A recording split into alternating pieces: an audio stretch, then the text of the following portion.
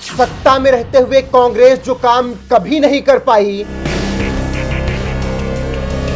वो काम अमित शाह ने एक चुटकी में कर दिखाया। अब हर हिंदुस्तानी तक पहुंचेगी मोदी सरकार की योजना। जब अमित शाह कराएंगे पूरे देश में डिजिटल जनगणना। देश में हर 10 साल बाद जनगणना होती है, जिसके आधार पर सरकारें योजनाएं बनाती हैं। लेकिन अब तक ये जनगणनाएं पेपर पर होती थी, जिससे देश की आबादी का सही आंकड़ा सामने नहीं आ पाता था। मगर अब मोदी सरकार ने तय किया है कि इस बार डिजिटल तरीके से जनगणना होगी, जिससे 100% सटीक आंकड़े सामने आ सकें।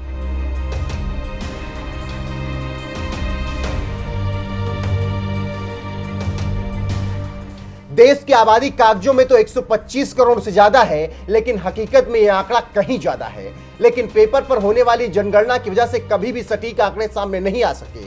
यही वजह है कि सरकार ने तय किया है कि इस बार ई जनगणना होगी।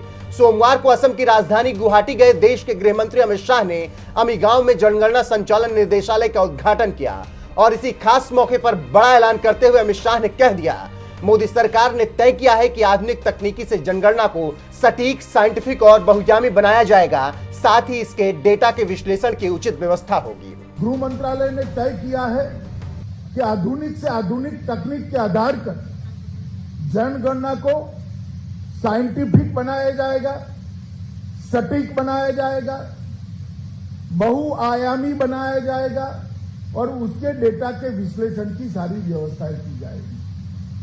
और जनगणना को केवल जनसंख्या और जनसांख्यिकी के आंकड़ों के साथ नहीं, विकास के आयोजन का, विकास के प्लानिंग का आधार बनाने के लिए एक नई शुरुआत देश के प्रधानमंत्री नरेंद्र मोदी जी की शुरुआत में हुई, उनके नेतृत्व में हुई।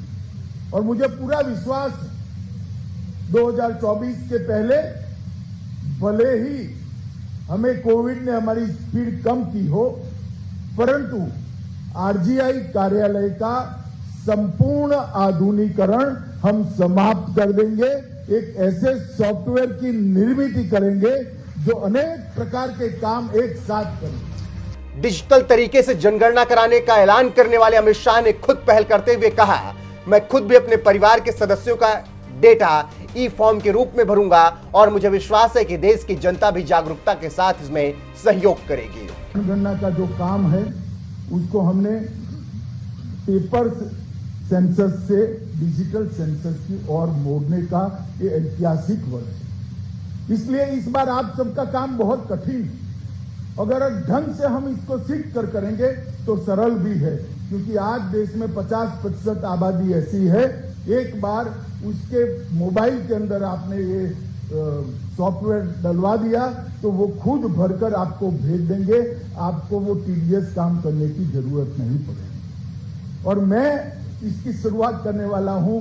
मेरे परिवार का सभी सदस्यों का फॉर्म ई स्वरूप में भरकर मैं आपको जरूर आपके सॉफ्टवेयर पर भेज दूंगा। और मुझे भरोसा है देश की जनता भी इसमें बहुत सहयोग करेगी, क्योंकि जनता के अंदर हमने जागृति करनी है कि जनगणना को नए नजरिए के साथ देखना पड़ेगा। गृह मंत्री अमित शाह ने सटीक जनगणना के बारे में बात करते हुए कहा, सटीक जनगणना से देश में समस्याओं के समाधान के लिए सही प्लानिंग हो सकती है। अगर बजट की प्लानिंग जनगणना से रेखांकित विकास के नक्शे के आधार पर हो तो समस्याओं का समाधान अपने आप हो जाएगा। हम जनमानस कुछ इस प्रकार से 75 साल में हो गया है कि मांगों के आधारित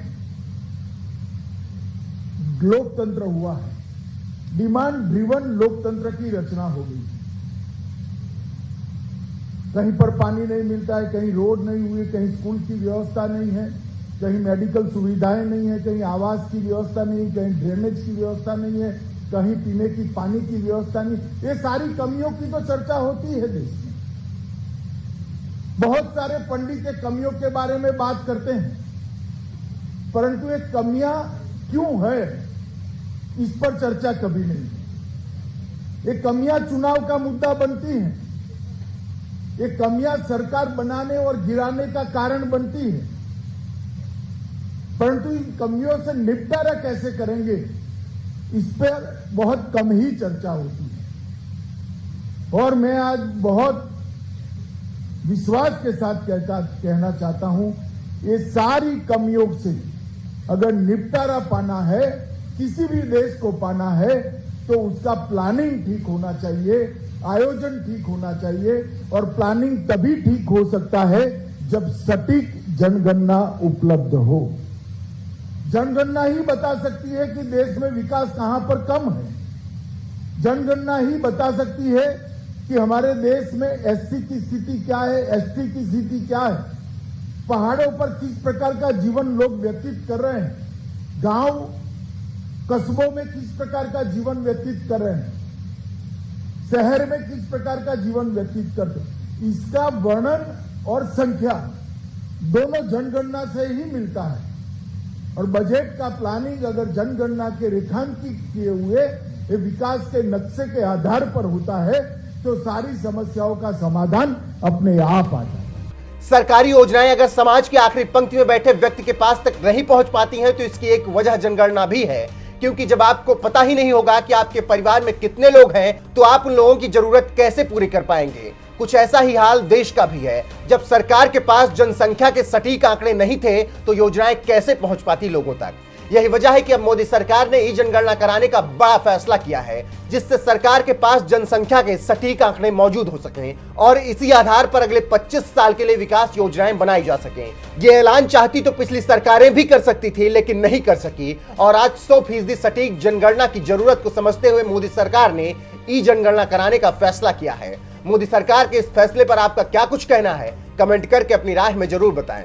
साथ ही जनगणना के मुद्दे पर गृह मंत्री अमित शाह ने और क्या कुछ कहा, आइए आपको विस्तार से सुनाते हैं। जनगणना आंकड़ों का एकमात्र स्रोत होता है। सरकार की, राज्य सरकार और केंद्र सरकार दोनों की नीतियों के नियोजन और निरूपण इसी के आधार पर किए जाते हैं। राष्ट्रीय और अंतर्राष्ट्रीय अभिकरणों, स्कॉलरों, व्यापारियों और उद्योगपति भी इसी के आधार पर भारत का आगे का विकास का नक्शे का परिचय लेते हैं। और ढेर सारे सर्वेक्षणों से ये जनगणना एक साथ हमें बचा लेती, बार बार किए जाने वाले खर्चों से बचाने का भी जनगणना काम करती है।